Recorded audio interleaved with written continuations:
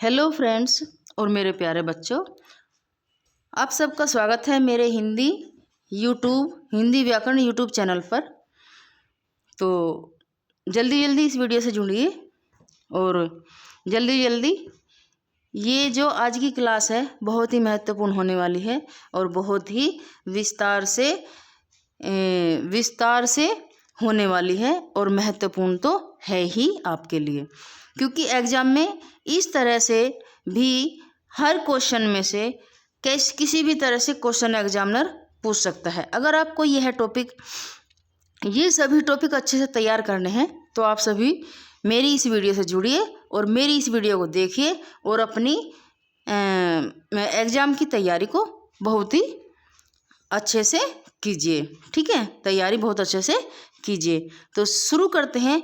आज का हमारा पहला प्रश्न हो जाएगा और यह जो टॉपिक है ये हमारा अन्य प्रश्नों को लेकर जिनकी परिभाषा आपके एग्जाम में पूछ ली जाती है, तो ये सभी परिभाषाएं, ये सभी प्रश्न आपके लिए बहुत ही महत्वपूर्ण हो जाएंगे। तो शुरू करते हैं। आज का हमारा पहला प्रश्न होता है कि शब्द किसे कहते हैं।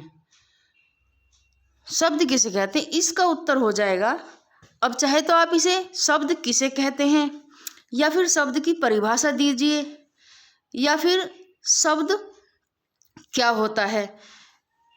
इस प्रश्न को एग्जामिनर किसी भी तरह से इन तीनों तरीकों से अन्य तरीकों से भी पूछ सकता है, जिसको आप, अगर आपकी तैयारी अच्छी होगी या फिर एक नज़र आपने इन क्वेश्चनों पर घुमाई होगी या फिर अच्छे से याद किया होगा, समझा होगा, तो आप इन क्वेश्चनों को कर पाओगे। तो समझते हुए चलेंगे। हर प्रश्न का आंसर बहुत ही इजी वे में और बहुत ही छोटे रूप में है, तो परिभाषा के साथ साथ हम इनके उदाहरण भी समझते चलेंगे। ठीक है, तो आशा करती हूँ कि आपको मेरी वीडियो अच्छी लगती होगी और वीडियो से अधिक बच्चे जुड़ने की कोशिश भी करते होंगे, और अगर ना भी करते होंगे आप अपने दोस्तों को शेयर करिए और मेरी वीडियो को लाइक सब्सक्राइब भी ज़रूर करिए। चलते हैं। आज का पहला प्रश्न हो जाएगा हमारा। पहले प्रश्न का उत्तर, एक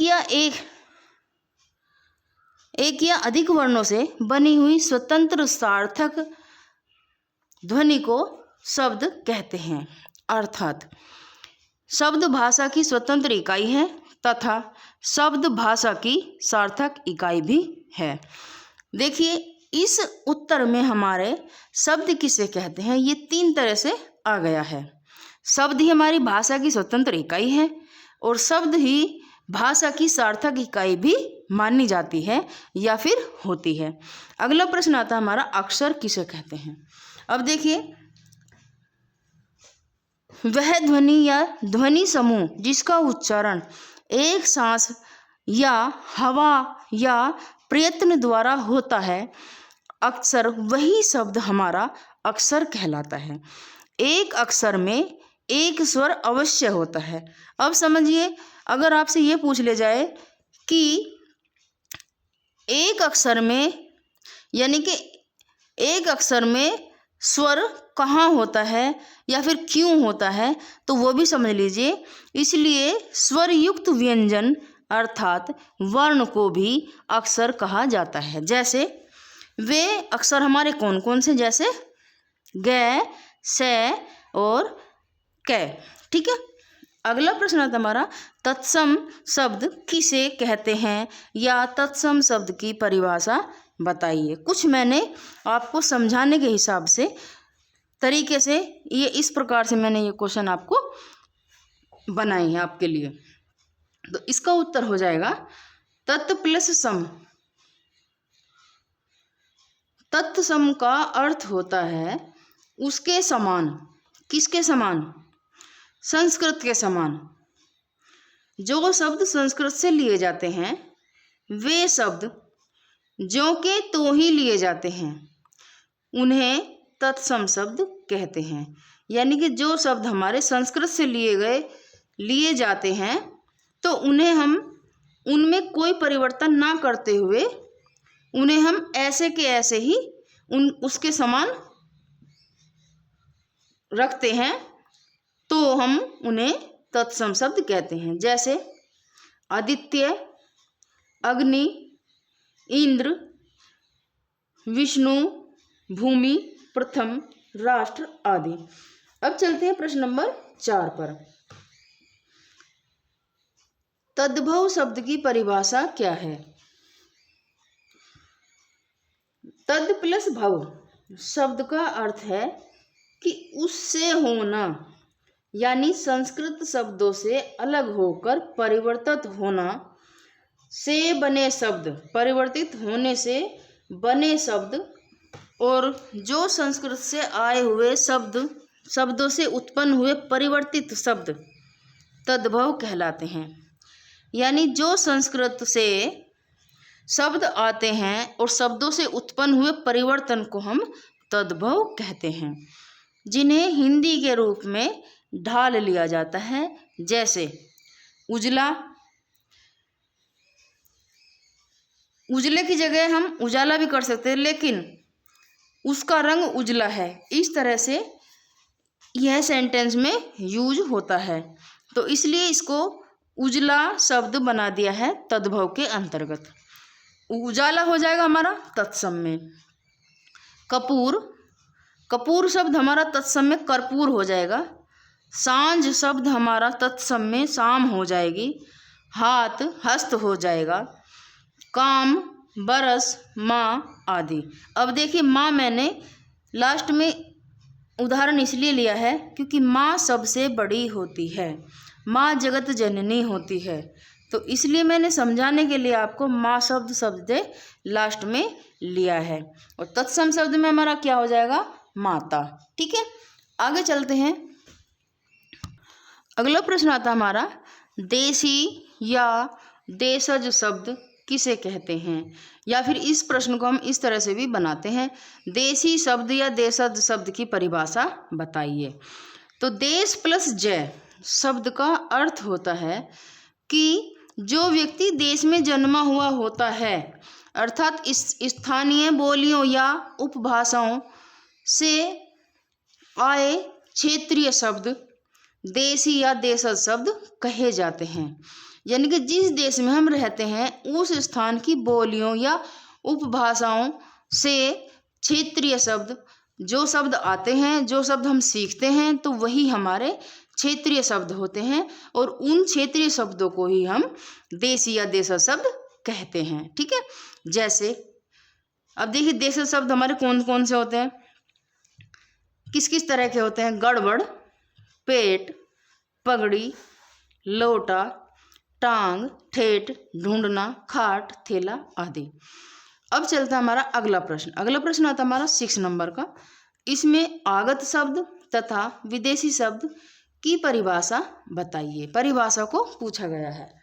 अब इसके उत्तर में हम जानेंगे, जो शब्द किसी दूसरी भाषा से स्वीकार कर लिए जाते हैं उन्हें हम आगत या विदेशी विदेशज शब्द कहते हैं। जैसे कैंची, बटन, तोप, कागज, और कुछ शब्द ऐसे के ऐसे ही ले लिए जाते हैं। कहाँ से?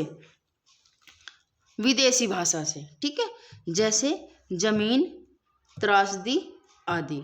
ये शब्द हमारे आगत, बाहर से आने वाले, या फिर विदेशी या फिर विदेशज शब्द माने जाते हैं। अब आता है हमारा अगला प्रश्न नंबर 7। संकर शब्द किसे कहते हैं? देखिए संकर शब्द में से ये जो प्रश्न है हमारा, संकर शब्द की परिभाषा बताइए, या फिर संकर शब्द किसे कहते हैं, या फिर संकर शब्द किसके मिलने से बनते हैं।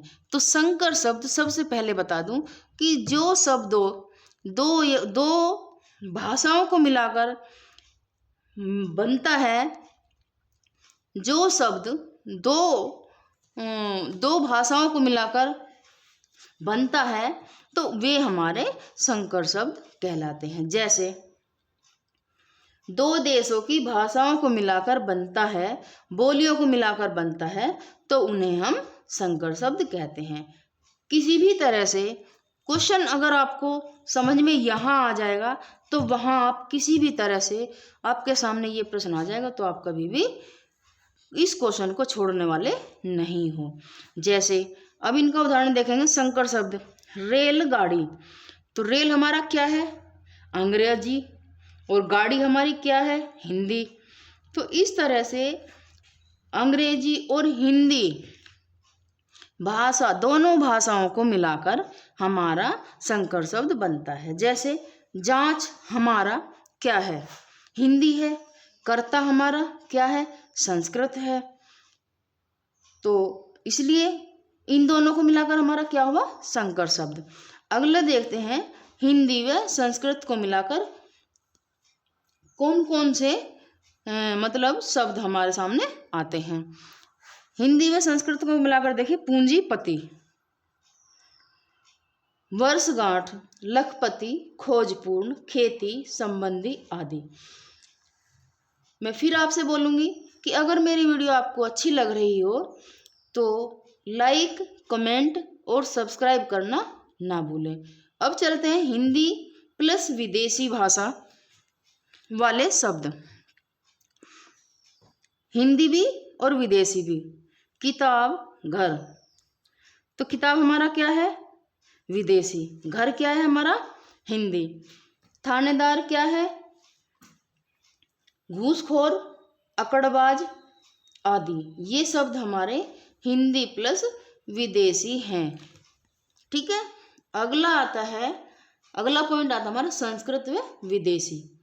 जैसे रेलगाड़ी, रेल योत्रंग, रेल यात्री, कृषि, जेल खाना, आरामदायक, बीमा पत्र आदि। ये शब्द हमारे संस्कृत तथा विदेशी भाषाओं से मिलकर बने हैं। अब आता हमारा अरबी प्लस फारसी प्लस अंग्रेजी।